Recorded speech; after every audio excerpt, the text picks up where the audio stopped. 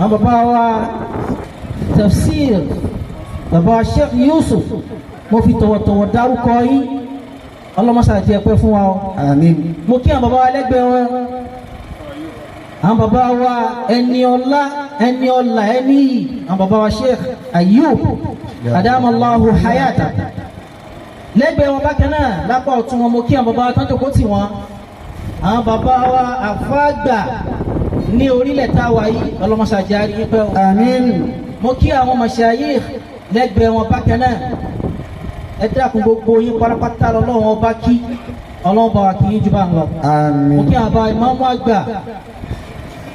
àwọn bàbá wa tí wọ́n rè wa tí wọ́n bí wa tí wọ́n tọ́jú wa Fadilatul Imam Ishaq Hassan Owóyẹmí adamallahu hayatahu ní ẹgbẹ́ wọn mo kí àwọn bàbá wa tí wọ́n jókòó tì wọ́n àwọn bàbá ìmáàmù àgbà láti parí la kí yẹn kọlọ́njẹ́ àríwá pẹ́ o. Àmín. àwọn bàbá tí wọ́n jókòó tì wọ́n ní apá àlàáfíà wọn mo kí àwọn náà àwọn bàbá wa ẹni ọlá ẹni yìí àwọn bàbá wa Alhaji wa Abdul Karim adamallahu hayatahu. Àmín. mo wá kí àwọn bàbá wa chief àwọn bàbá wa nù àwọn tó tọ́jú wa nù àwọn tó rè wá tó lọ kó wa lé wọn lọ́wọ́ nìyẹn ọlọ́run ní faburú ṣe yín o. Àmín. àwọn àlùfáà wa àgbà tí wọ́n wà lẹ́gbẹ̀ẹ́ wọn àwọn bàbá wa Sheikh Abdul Fattah ọlọ́run bá wa kí yín o. Àmín. adamallahu hayatahu. àwọn bàbá wa tí wọ́n ti ń sọ̀rọ̀ ń bíbá yìí látàárọ̀ àwọn àlùfáà wa àgbà Allahu Akbar Sheikh Murtada mo kí yín ọlọ́mọṣà bá wa kí yín o. Àmín. mo fi títí wọn mo fi kí àwọn bàbá wa tí a gbà tẹ̀ nínú ilé mo kí yín. àwọn bàbá wa Sheikh Hanbali àwọn ni khalifa gbà níbi tá a wà yìí mo kẹ́yìn náà ọlọ́mọṣà bá wa kí yín o. Àmín. adamallahu hayatahu. mo wá kí àwọn bàbá wa Alhaj Sheikh Yusuf Muhammad al-Jami Adamallahu hayatahu. Juma ọlọ́mọṣà járe yín pẹ́. Àmín. mo kí àwọn bàbá wa Sheikh Abdul Fattah àwọn ọmọ bàbá wa olókùn nìyẹn al-Imam adamallahu hayatahu. mo kí àwọn bàbá wa tí wọ́n jó lórí ìlú yìí mo kí àwọn ìyá alásàlátù Sheikhu. ẹ dákun ní ṣéèkù Sheikhu. ẹ dákun ní ṣéèkù Sheikhu. ṣéèkù Sheikhu. wallahu ya'simuka minan nas la takhafu darakan wala takhsha wala hawla wala quwwata إلا بالله العلي العظيم. gbogbo bí a bá ti ní láwọn àni bàbá wa Sheikh Alimi a gbọ́dọ̀ máa pọ́n lé ní dandan ni àwọn ọlọ́run ọba kó àṣẹ ìlú lé lọ́wọ́ ọlọ́run níjó dàrú mọ́ wọn lọ́wọ́. Àmín. kí àwọn bàbá wa àwọn aṣíwájú wa tó jẹ́ bàbá Fẹ́mi àwọn bàbá wa Sheikh Lukman Muhammad Raji Owóyẹmí Adamallahu ọlọ́jà hayatahu. rí yín pẹ́ o. Àmín. mo kí àwọn màmá wa lásàlátù mo kí àwọn màmá wa látàgbámù mo kí mo kún àwọn màmá wa lápapọ̀ mo kí àwọn màmá wa láti Parí lápapọ̀ mo kí gbogbo ẹ̀yin jama gbogbo yẹn dákẹ́ forí jì mí torí Ọlọ́run. Allah. Assalamu alaikum wa rahmatullahi wa barakatuh. Wa alaikum salam wa rahmatullahi wa barakatuh. mi ò ní fẹ́ kí ọ̀rọ̀ wáàsí ogun kí wáàsí ogun òun kọ́ ni yọ wáàsí kó wọn àǹfààní tó fẹ́ ṣe wáàsí ó dùn òun kọ́ ni àǹfààní wáàsí èyí tó jẹ́ oore jù lára kíyàn sọ̀rọ̀ Ọlọ́run òun ni kí àníyàn ẹni tó fẹ́ sọ kó mọ̀ pé òun fẹ́ sọ ọ̀rọ̀ Ọlọ́run ọba tó dá òun kò ń ṣe ọ̀rọ̀ títí ẹ̀ kò ń ṣe ọ̀rọ̀ bàbá tó bí kò ń ṣe ọ̀rọ̀ ìyá ẹ̀ kò ń ṣe ọ̀rọ̀ bàálù wọn but ọ̀rọ̀ Malikul Mulk ọba tó ju gbogbo ọba lọ pátápátá ọ̀rọ̀ rẹ̀ ló fẹ́ sọ. Allah. tó bá ti wá jẹ́ bá wàhálà àfáà tó fẹ́ ṣe wá sí náà máa ń wọ̀n bá bàbá wa tí wọ́n kú yìí bàbá ni wọ́n jẹ́ fún mi ń ló jẹ́ ìrora wa bí mo ṣe wá yìí kò sí pé ní ó yá ọmọ kan àbí méje já jọjọ lọ ní ìgbọ́dọ̀ ronú wá sí irú ìjókòó yìí àmọ́ gbà tọ́lọ́run ní orí báyìí èyí tí ó máa tún jẹ́ ládàá fún bàbá yìí náà ni wípé àwọn ọmọ tí wọ́n pawọ́pọ̀ rán lé kéwú àṣewáàsí nínú ẹbí yìí wọ́n ti ń gba commission wọ́n ti ń gba ládàlára wa tẹ́lẹ̀ ká tún wá ka àyà Kùránì ẹyọ ọ̀gá àbí hadithi kan nírú àsìkò yìí nírú àyè yìí lọ́jọ́ àlùbáríkà ọjọ́ Jímọ̀ yìí àlékún ládá ni ó tún máa jẹ́ fún bàbá náà ìdí tó jẹ́ kí n gbarú àṣẹ táwọn àgbàlagbà pa mí nìyẹn àti wípé mi ò tó àṣẹ náà pọ̀ tẹ́lẹ̀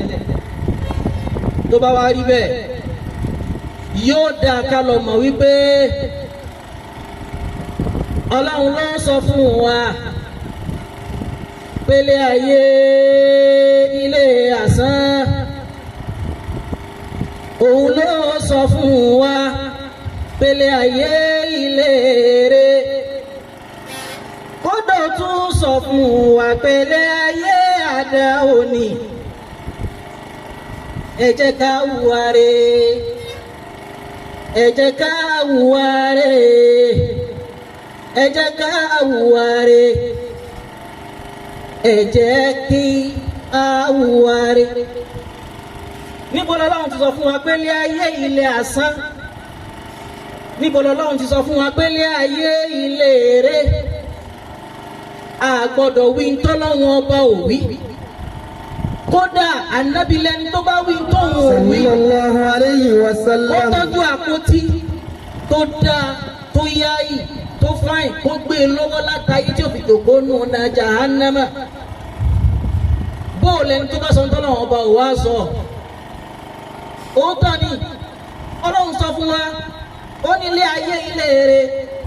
a'udhu billahi minash shaytanir rajim bismillahir rahmanir rahim. A'udhu billahi minash shaytanir rajim bismillahir rahmanir rahim. Al-Qur'an ẹlòmí suratul Hadid ayé 20 Ọlọ́run ní. اعلموا أنما الحياة الدنيا لعب ولهو وزينة وتفاخر بينكم وتكاثر في الأموال والأولاد كمثل غيث أعجب الكفار نباته ثم يهيج فتراه مصفرا ثم يكون حطاما وفي الآخرة عذاب شديد ومغفرة من الله ورضوان وما الحياة الدنيا إلا متاع الغرور. اعلموا أنما الحياة الدنيا لعب. الحياة الدنيا إنما الحياة الدنيا Ọlọ́run bá kọ́ ilé Ọlọ́run bá ṣàlékún dáadáa yín àmàrà rí ọmọ akéwà gbà sí ní yín tọmọ akéwù lèmi náà bí ṣe máa rí nù jazakumullahu khairan. innamal hayatud dunya. Ọlọ́run sọ ìpè ní ẹ lọ mọ̀. innamal hayatud dunya. Àyà Kùránì yìí wá lọ́nà information ilẹ̀ mú Ọlọ́run call attention àfi kíyàn sọ fún yàn yìí pé ní gbọ́ farabalẹ̀ gbọ́ ní tí mo fẹ́ sọ fún ọ yìí gbọ́ bí làákàyè rẹ kalẹ̀ àbí kí yẹn fẹ́ báyàn sọ̀rọ̀ kí yẹn wá sọ pé ní ṣé ò sí nǹkan àbí kí yẹn ní wò bí wò fara ẹ balẹ̀ gbọ́ Ọlọ́run pe attention wa nígbà tó fẹ́ sọ ọ̀rọ̀ tó lágbára irú ọ̀rọ̀ wo ni ó ní ilé ayé tẹ̀ ń wá yẹn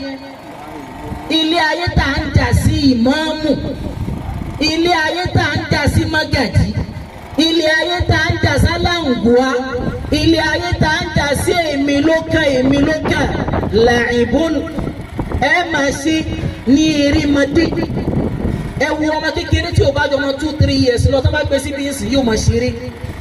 ààrẹ yẹn ni ó ṣe yóò wọ primary school wọ́n máa sọ fún wípé ní ó sì tún tọ̀ sára ó gbọ́dọ̀ tí lè máa mọ̀ pé ó fẹ́ tọ̀ yóò kú on stage yẹn yóò máa dọmọ bíi 12-15 years yóò sì máa ṣeré àtàwọn ọ̀rẹ́ àmọ́ information eré yẹn structure eré yẹn ó ti yàtọ̀ sí ti ń ṣe bọ̀ tẹ́lẹ̀ tó bá yá yóò máa tú ọ yóò gba alága yóò máa lé obìnrin yóò máa lọ́kùnrin ìran eré ni tó bá kú on stage yẹn yóò bímọ tó bá bímọ tán ẹ máa wò ó lè jáde kó lọ pa ẹnìkan lẹ́kún ta kó mú owó olówó wálé kó wá fi tọ́ ọmọ àtìyàwó tiẹ̀ ìran eré ni tó bá ṣe bẹ́ẹ̀ tán yóò yan àwọn èèyàn kan jẹ lọ́nà òṣèlú yóò yan àwọn èèyàn kan jẹ lọ́nà kéwú lọ́nà gbogbo ọ̀nà lèyẹn ti lè yan èèyàn jẹ ìran eré náà ní eré àgbà ṣíṣe nìyẹn tẹ́ bá wá bá a lọ bẹ́ẹ̀ títí okùn tẹ́ǹtì yẹn. tún máa yẹ híjù ọlọ́run ní àpèjúwe tóun fẹ́ sọ fún wa yìí ó dà gẹ́gẹ́ bí àpèjúwe òjò tó ṣú níbi àyà yìí ní dààmú púpọ̀ ẹ̀jẹ̀ àtúlógere kàmọ́tẹ́lì ráìfín lálùkùránì wí ó dàbí ẹ̀ ṣúṣújò kò sọ ọ́ jù bá ń lọ ó wá dé ṣúṣújò yìí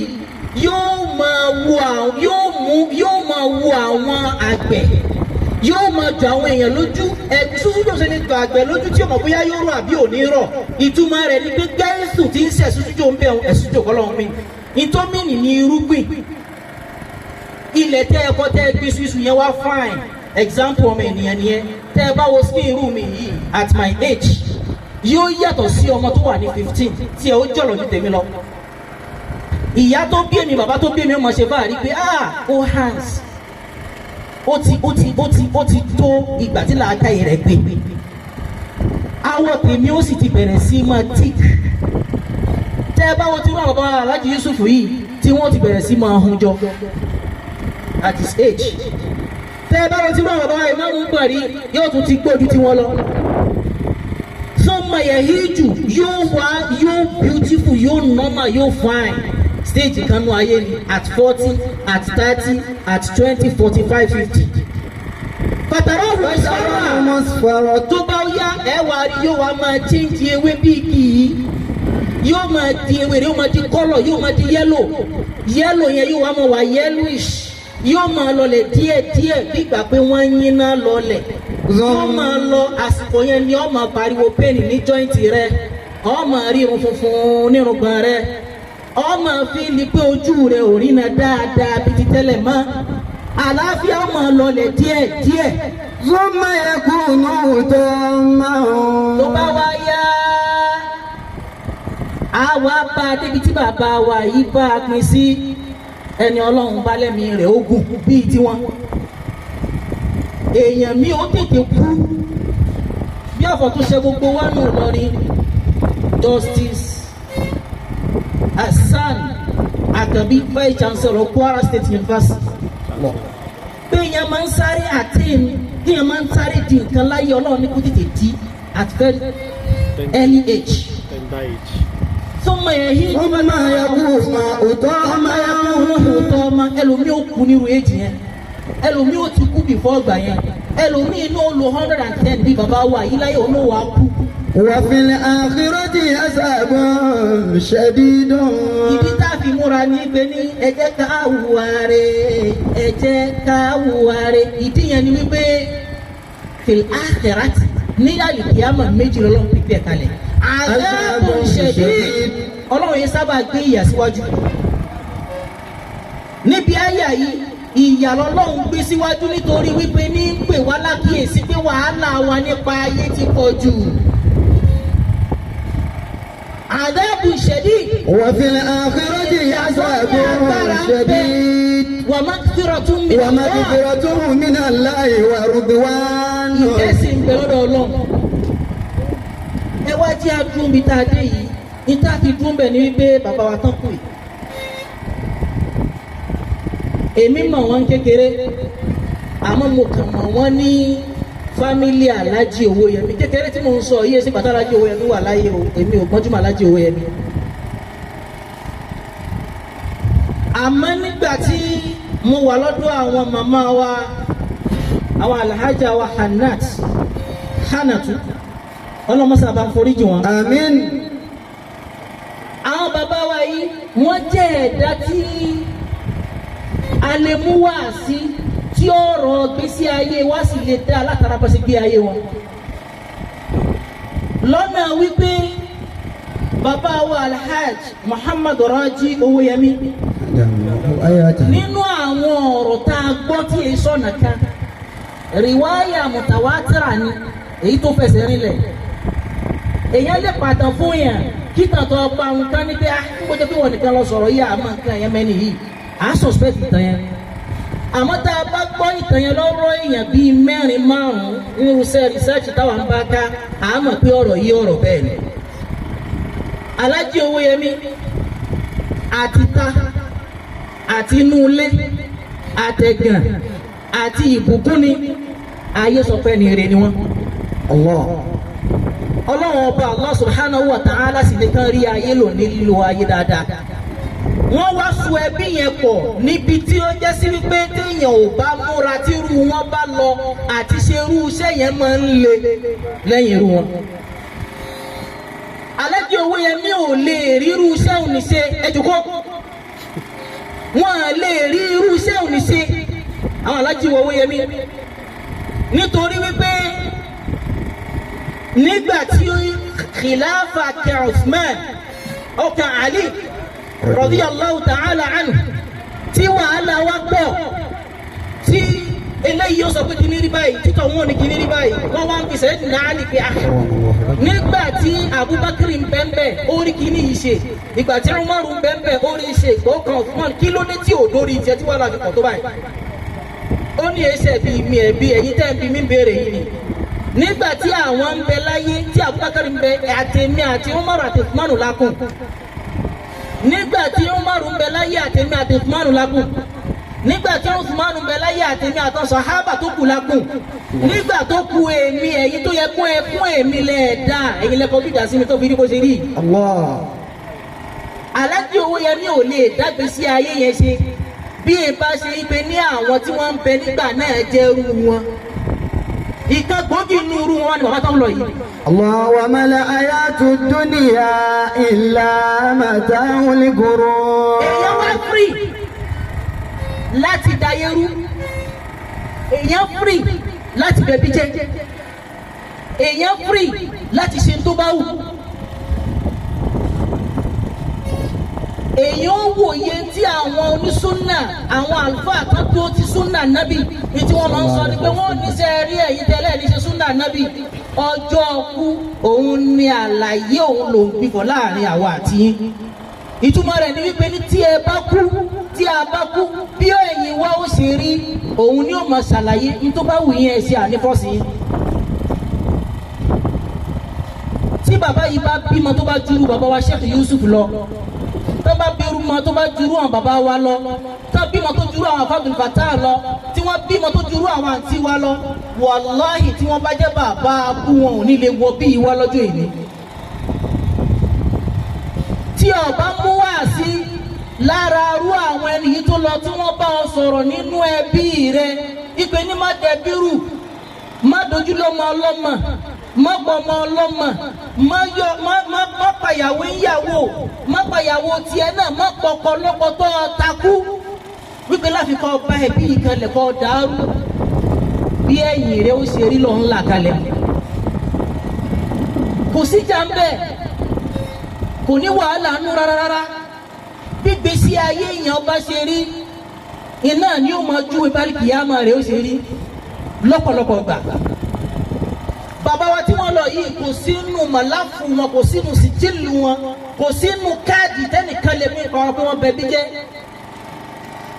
Irú wa yìí tó tí nítorí yẹ kí wọ́n máa sọ nípe ní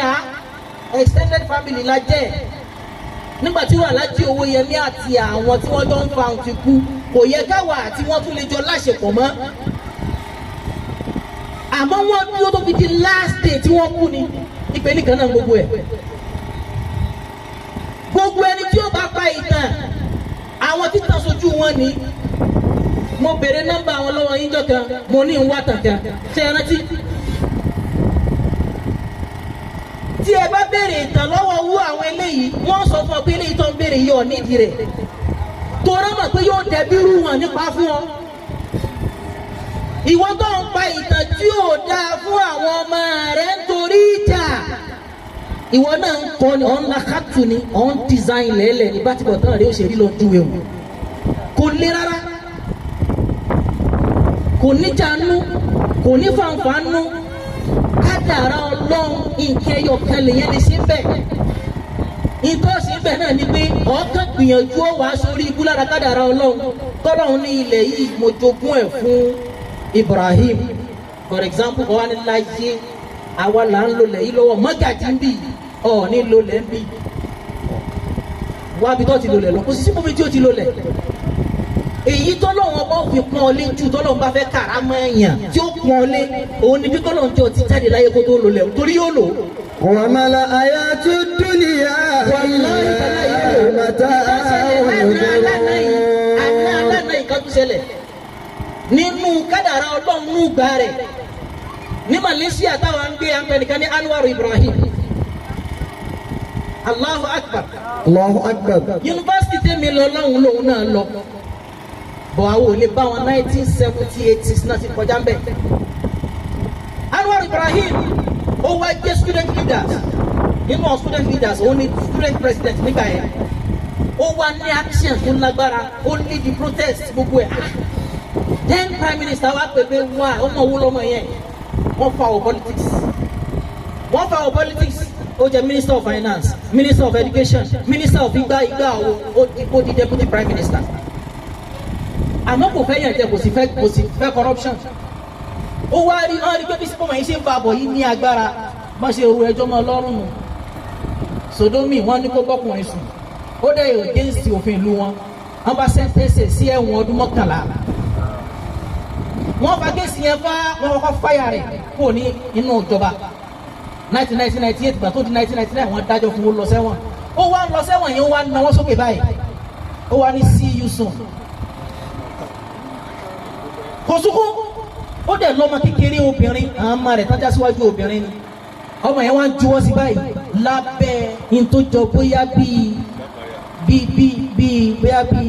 kápẹ́ bóyá bíi gate ní court wọ́n ṣáàtì wọn gbèrò sẹ́wọ̀n ẹ̀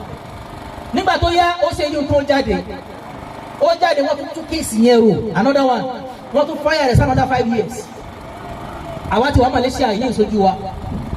ọ̀pọ̀lọpọ̀ ọmọ ó sojú àwọn èèyàn dáadáa ìjọ tí wọ́n dájọ́ títí yíò náà ó tún wé bọ̀ báyìí ó ní see you soon ó ní mo tún fẹ́ dé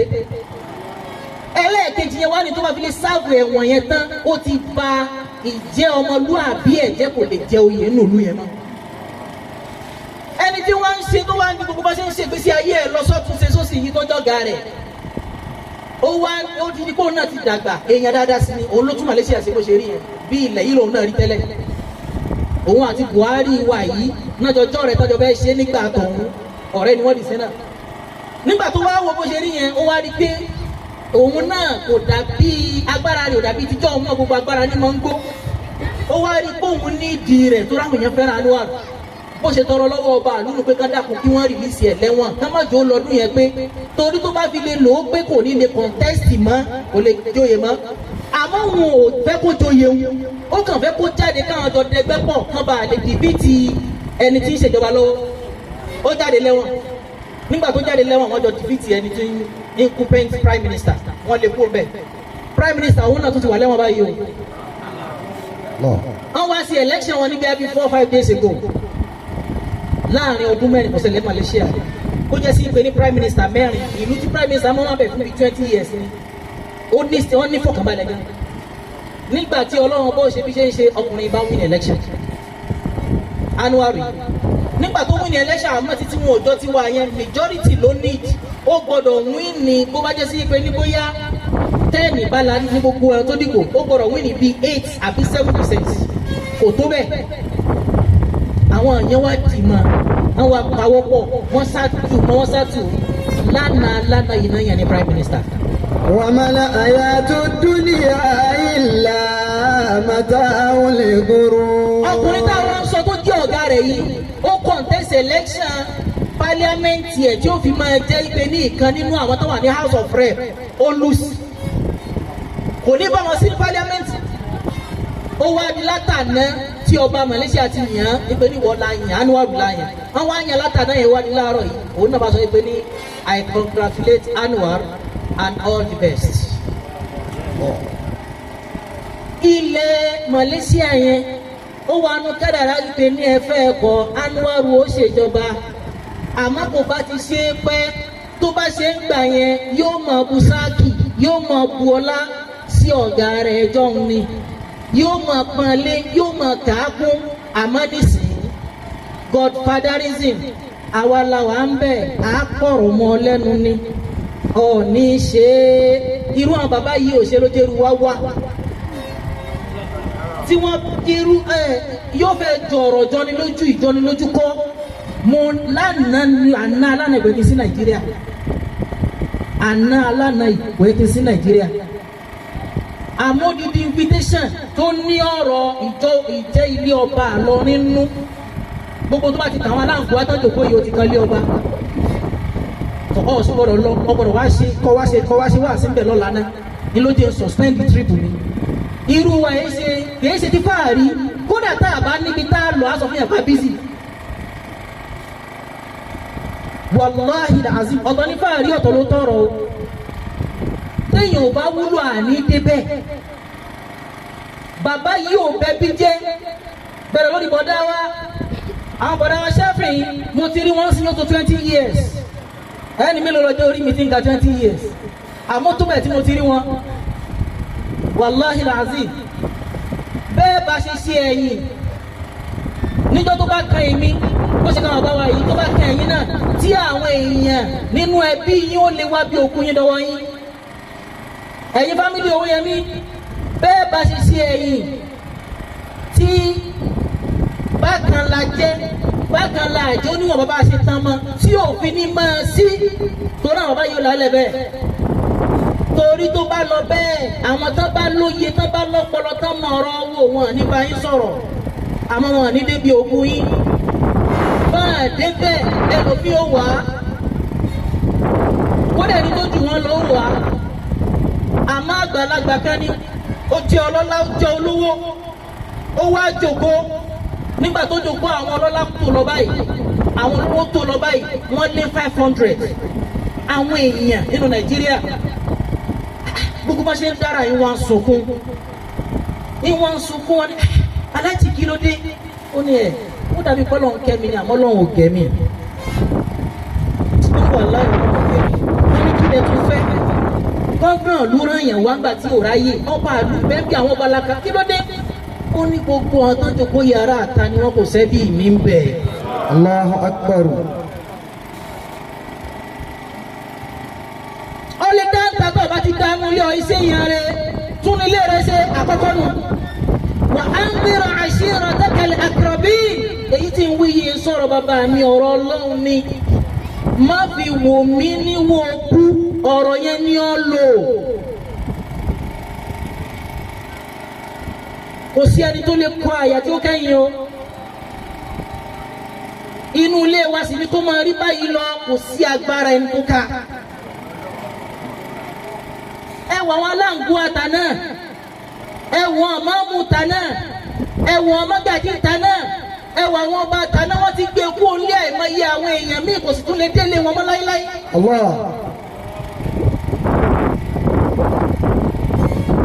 Ọlọ́run ló sọ fún wa pé láyé ilé asán ó tún sọ fún wa pé láyé ilé irọ́ òun ló sọ fún wa pé láyé ilé eré